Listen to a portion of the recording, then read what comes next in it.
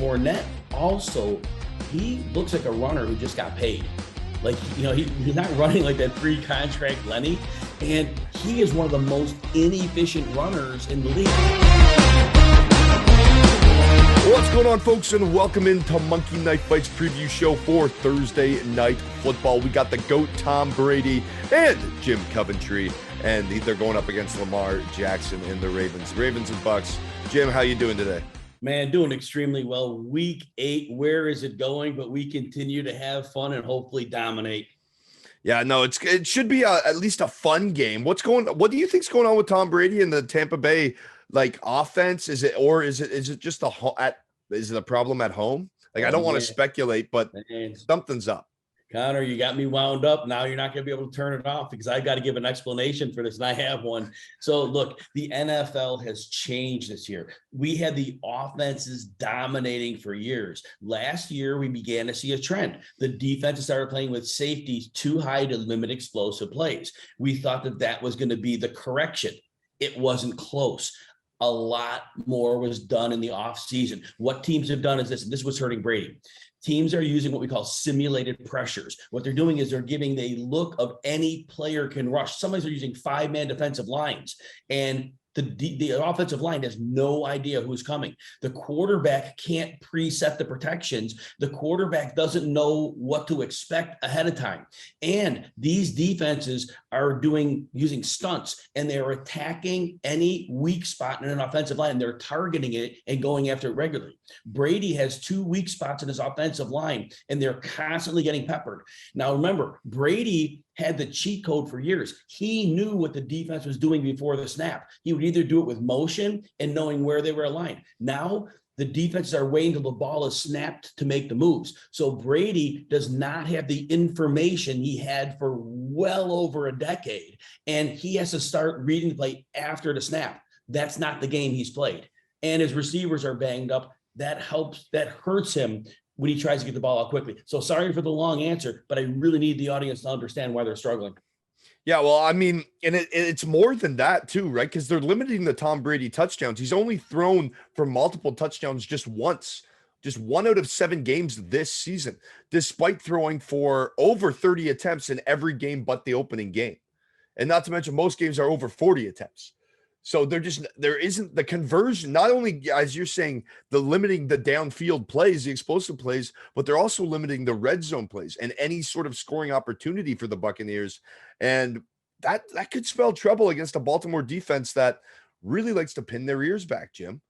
Yes, Baltimore is going to get pressure. They are not the greatest pressure rate team in the league. They're middle of the pack, a little better, but like you said, they understand this is like where the shark sees the blood in the water, and they can attack this Tampa offense, and they are going to aggressively target those weak spots in the line. Brady's getting the ball out quicker than ever, and it's still not making a massive difference, especially like you said in the red zone. In the red zone, again, not knowing what the defense is doing pre-snap is forcing Brady to be a different quarterback than he's used to doing. His experience is not useful right now. Yeah, no. Well, let's talk about him and his line on MKF, if we could bring it up, boys. 284.5 passing yards for Tom Brady. And it almost seems like that's been low for Tampa Tom over the last season and a bit. He went over that number last week. He went under it 2 weeks ago. But then before that, 385, 331. Jim, does this not seem like a number that is just a little low? Is this a bait number is what I'm trying to ask you?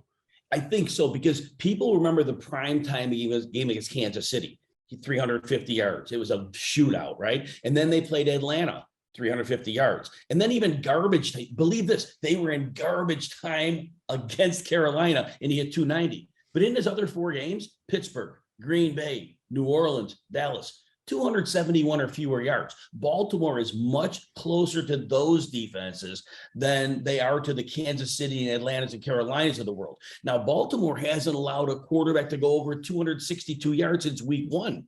They've held Patrick Mahomes at 235 yards. Geno Smith, who's been rolling, they held him to 210. And like we said earlier, you brought this up, Baltimore is going to bring some pressure. Per PFF, top 11 pressure rate. Brady's going less. Yeah, I have to. Well, and not only that, I think you alluded to this earlier in the show. What receivers? Mike Evans is dropping balls that are dead in the breadbasket. If Mike Evans is doing that, you're in trouble. It's a downward spiral. So no matter what's going on off the field, Jim, you broke it down on the field, and maybe that it really is the answer, folks. It's a new game, and Tom Brady's age is finally catching up to him now. Flipping over to the young man, the young buck Lamar Jackson, who has really innovated the quarterback position, took that Michael Vick prototype and made it an MVP caliber quarterback. Maybe we didn't see that last week against Cleveland, granted, but they got the job done. They left with a win. What do you expect from Lamar Jackson? Now, only 128 passing yards last week, 210 the week before, and then under 200 before that, less and less. This Tampa Bay defense, though, they're a little older.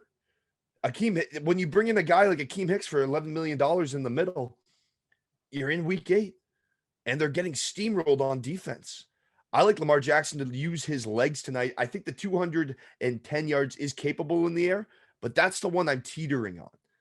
So great points on this. And the Buccaneers defense, so many people remember, and I still hear people telling me, oh no, they have a great run defense. No, since the middle of last season, their interior linemen started getting old on Bucs. And this year they replaced a number of them. And you mentioned Hicks. I don't think Hicks has played since week 2. He's questionable. He won't be on the field. They are not a good run defense. They are middling at best. They're getting gashed by teams. They got gashed by Deontay Foreman and Chuba Hubbard last week. This is no longer a good run defense. And what do the Ravens want to do? Run the football, right, Connor?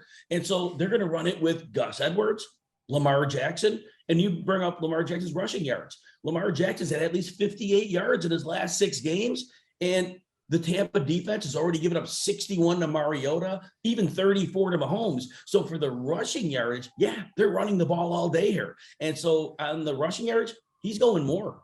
Yeah, well, let's just talk about the passing yards because we have that right now on the screen. No worries, Jim. What do you think? Yeah. Are you going to go more or less on the passing? 209.5. I'll quickly explain too. Rashad Bateman's foot may not be 100%. He's missing practice. Maybe they're resting him. The Bucs are without Antoine Winfield, their strong safety, and we know that they're good corners. Carlton Davis is one of their 2 best. Sean Murphy-Bunting is their 3rd. They both missed the last game. It's a short week. They may not play.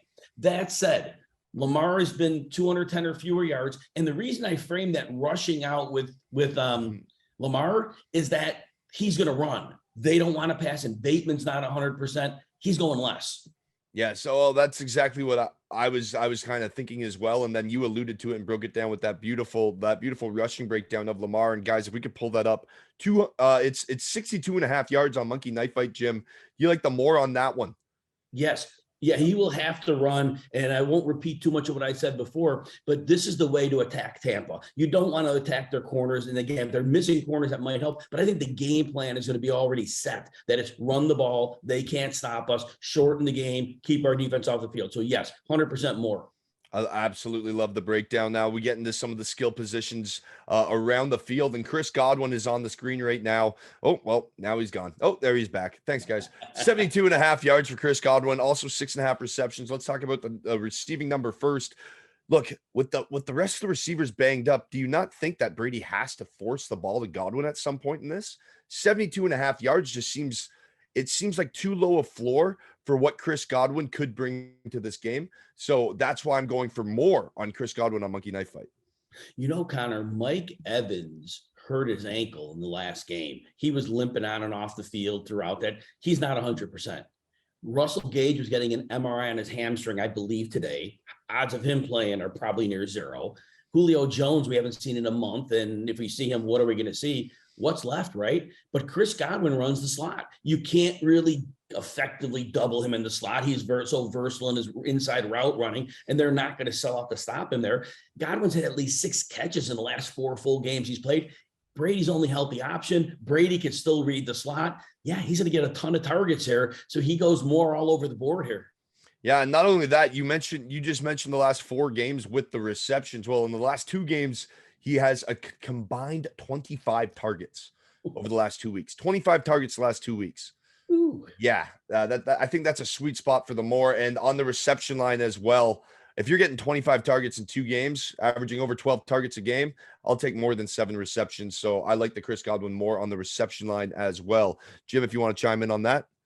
Yeah, the receptions are going to be it, because so not only do we have Godwin's literally the last man standing in the receiving game, but we talked about Baltimore. They have a top 11 pressure rate per Pro Football Focus, which means you've got to get the ball out quickly. That means the slot. And so the slot is the place where Brady has to live here. So Godwin's the one receiver who will do well. You know, he may not score multiple touchdowns, but he should get close to 100 yards, and he should get 8 to 9 catches here. Well, let's talk about Mike Evans then, because he is coming in on Monkey Knife Fight at 70.5 yards. And you've already talked about the ankle injury. You've basically said everything but that he's going to go less. And we throw in the fact the 2 corners, Marcus Peters and Marlon Humphrey, I think they both match up well with Evans. So even if Evans is somehow healthy, that's the one place they can stop Evans. And I'm going to revert to that pressure rate again. There's not going to be a downfield element here. So yes, less. Okay, so I absolutely love that breakdown. I'm with you on the less with Evans, obviously, because of the injury, because I saw him drop a sheer touchdown last week and watching the tape for this week. Leonard Fournette, this is a very interesting one because we talk about trap lines all the time, especially in prop contests. 57.5 rushing yards is what it opened at. Now 55.5. You would think it's going to be like, where is the production? What's happened to Leonard Fournette over the last couple of weeks, Jim? You know, the interior line of the Buccaneers, they are not run blocking well at all. Fournette also, he looks like a runner who just got paid. Like, he's not running like that pre-contract Lenny.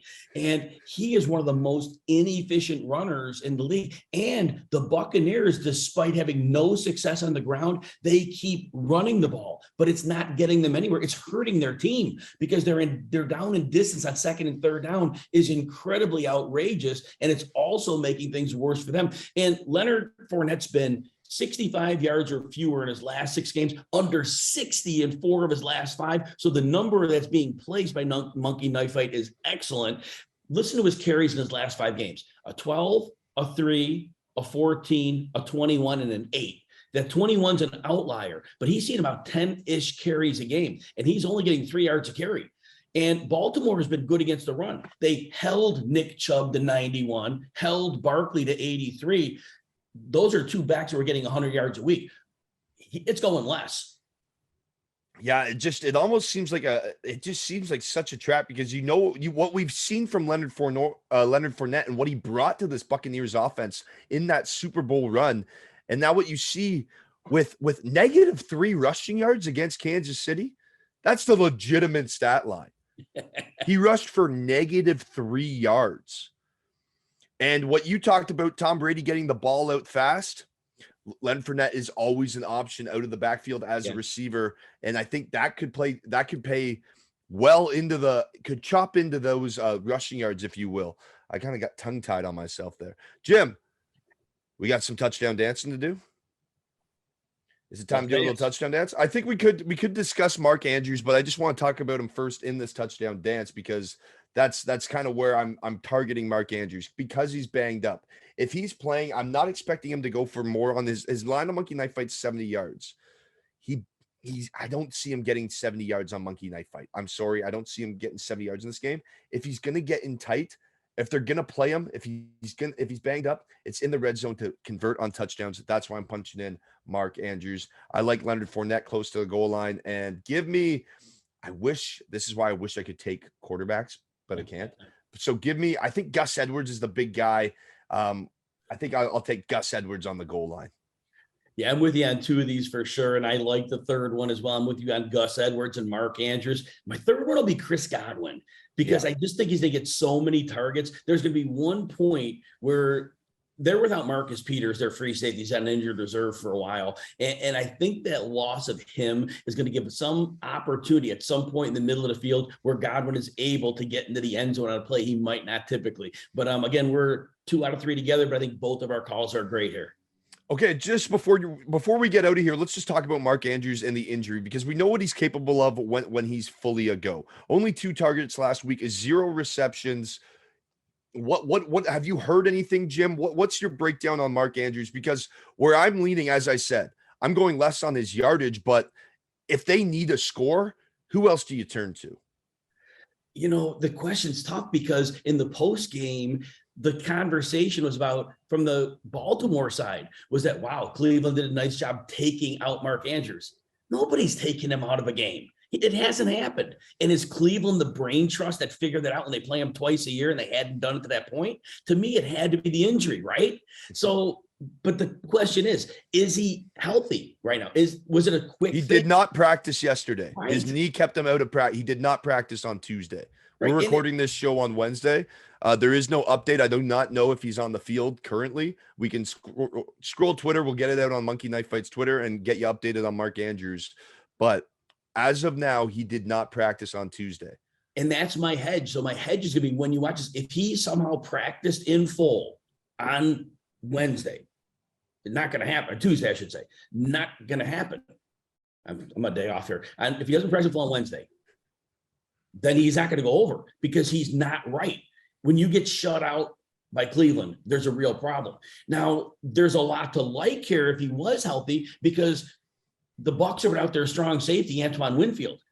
That's a big deal. There's extra room to operate in the middle of the field. They're even going to be down a slot cornerback most likely, and that would be Andrews as well.